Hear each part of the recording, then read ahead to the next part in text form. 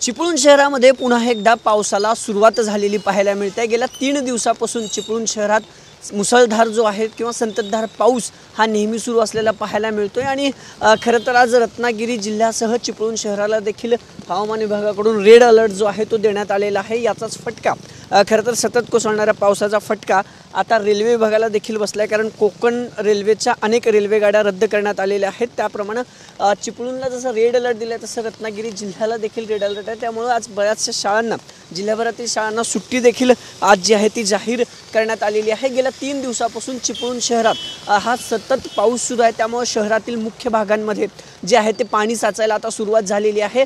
जिल्ह्यातील 3ही जी वशिष्ठ नदी आहे किंवा इतर नद्या आहेत त्या 3ही नद्यांना धोक्याची पातळी जी आहे ती ओलांडताना कुठेतरी पाहायला मिळते आणि शहरातील अनेक सखोल भागात आता खरं तर पावसाचं पाणी जे आहे ते साचायला सुरुवात झालेली आहे। गेल्या 3 दिवसापासून जो आहे तो या सगळ्या संपूर्ण शहरामध्ये जो आहे तो पावसाची संततधार सुरू आहे आणि खरं तर शाळांना सुट्टी जाहीर करण्यात आली। NDRFची देखील एक तुकडी जी आहे ती चिपळूण शहरात खरं तर दाखल झालेली आहे। NDRF जवानांकडून कार्य देखील सुरू झालेलं आहे। कुठलाही अनुचित प्रकार या सतत कोसळणाऱ्या पावसात घडू नयेत याची खबरदारी NDRF कडून घेतली जात आहे। पण गेल्या 3 दिवसापासून चिपळूण शहरात खरं तर पाऊस जो आहे तो सुरूच आहे आणि आता रत्नागिरी जिल्ह्यासह चिपळूण शहराला देखील हवामान विभागाकडून जो आहे तो रेड अलर्ट घोषित करण्यात आला आहे।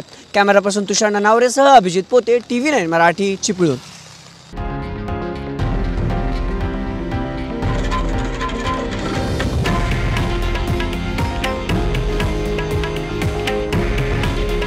हे आहे देशातील नंबर 1 न्यूज नेटवर्क आणि आपण पाहत आहात TV9 मराठी।